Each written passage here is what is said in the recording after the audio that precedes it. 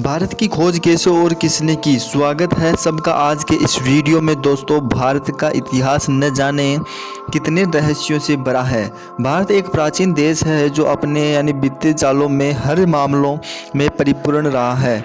न केवल धन वैभव से बल्कि प्रकृति से भी हमेशा परिपूर्ण रहे हैं और इसलिए भारत पर लोगों की पूरी नज़र भी रहती है। उसी समय यूरोप के लोग पूरी दुनिया में व्यापार करना चाहते थे।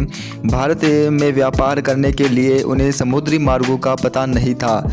उस समय अरब के लोग भारत के रास्तों के जानने थे लेकिन उन्होंने यूरोप के लोगों को मार्गों के बारे में नहीं बताया। वास्को डी गामा पहले शख्स थे जिन्होंने भारत के समुद्री मार्गों को खोज निकाला था। कोलंबस भी भारतीय को खोज निकालना चाहते थे। कोलंबस लेकिन अमेरिका जा पहुँचे। हालांकि आजकल पढ़ाया जाता है कि भारत के समुद्री मार्गों की वास्को डी गामा ने खोज की थी। सचमुच यह हद दर्जे की मूर्खता है कि भारतीय बच्चों को ये पढ़ाया जा रहा है कि वास्को डी गामा ने भारत की खोज की पढ़ाया। ये जाना चाहिए कि वास्को डी गामा ने यूरोप को पहली बार भारत तक पहुंचने तक का समुद्री मार्ग बताया।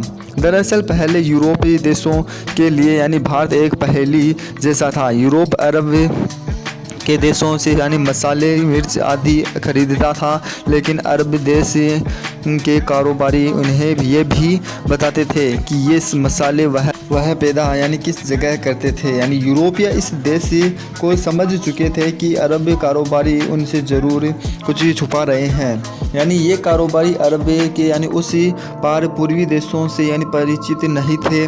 जहाँ तक सवाल भारत का है तो इसके एक और हिमालय की ये सी श्रृंखलाएँ हैं जिससे पार करना उस दौर में असंभव ही था।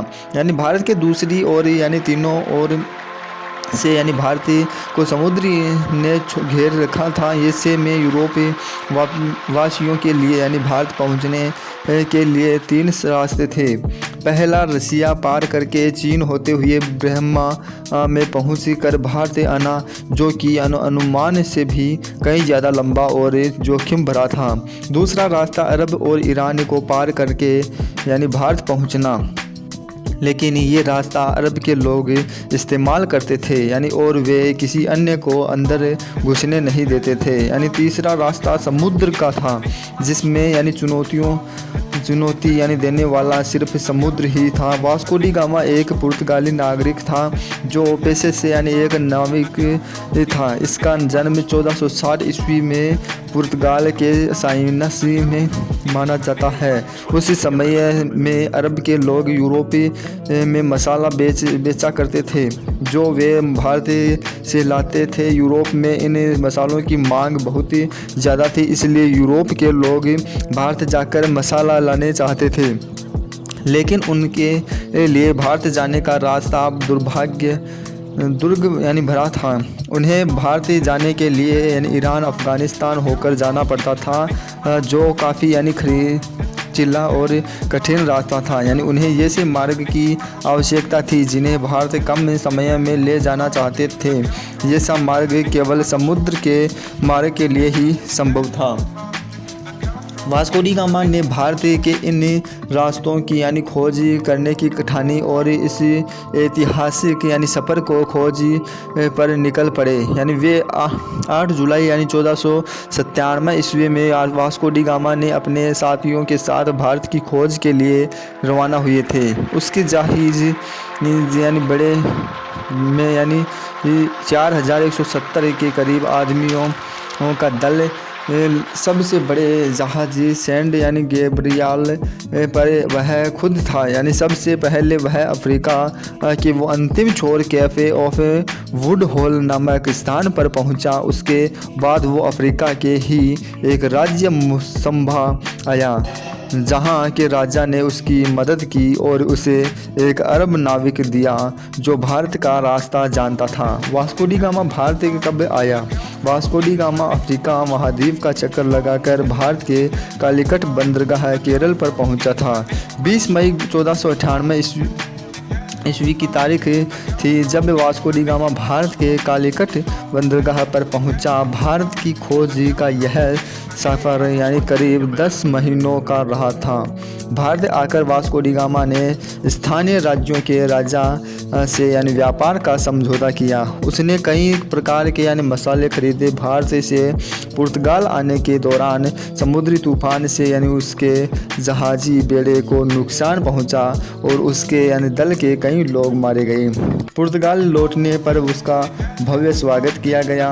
अगली बार यानी भारत आने पर उसने कालीकट के राज्य पर आक्रमण कर दिया और कत्लेआम लूटपाट की। वास्को डी गामा ने यूरोप के लुटेरे शासकों और व्यापारियों के लिए एक रास्ता बना दिया था। इसके बाद भारत पर कब्जा जमाने के लिए यूरोप के कई व्यापारी और राज्यों में वे कोशिश की और समय समय पर वे आए और उन्होंने भारत के केरल राज्य के लोगों के धर्म बदलने में महत्वपूर्ण भूमिका निभाई।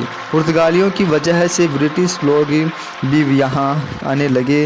अंततः 1615 ईस्वी में यह क्षेत्र ब्रिटिश अधिकारी में यानी आया। यानी 1698 ईस्वी में यहाँ फ्रांसीसी बस्तियाँ बसी। फ्रांस और ब्रिटेन के बीच युद्ध के काल में इस क्षेत्र की सत्ता बदलती रही।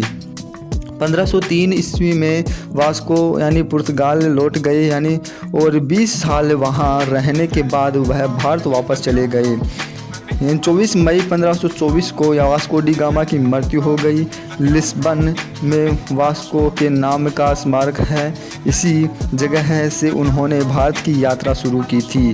दरअसल 1492 ईस्वी में नाविक राजकुमार हेनरी की मृत्यु का अनुसरण करते हुए किंग जॉन ने एक पुर्तगाली बेड़े को भारत भेजने की योजना बनाई ताकि एशिया के लिए समुद्री मार्ग खुल सके। उनकी योजना मुसलमानों को पछाड़ने की थी, जिनका उसी समय भारत और अन्य पूर्वी देशों के साथ व्यापार का अधिकार था। वास्को डी गामा को इसी अभियान के नेतृत्व के लिए चुना गया, लेकिन उनकी मृत्यु के बाद वास्को डे गामा ने यानी उनका स्थान लिया। ये कहना कि भारत की खोज कब हुई महज एक बेतुबा सवाल है। भारत किसी खोज का मोहताज नहीं है। इस देश का इतिहास कुछ हजार या लाख नहीं करोड़ों साल पुराना है। वैसे आप लोगों को यानी क्या लगता है, क्या भारत की खोज का श्रेय एक व्यक्ति को देना सही है? अपने कमेंट बॉक्स में लिखकर हमें ज़रूर बताएं। वीडियो अच्छी लगी हो तो लाइक करें और शेयर करें और ऐसे ही अमेजिंग वीडियो देखने के लिए हमारे चैनल को सब्सक्राइब कर ले। मिलते हैं अगली वीडियो में। जय हिंद, जय भारत।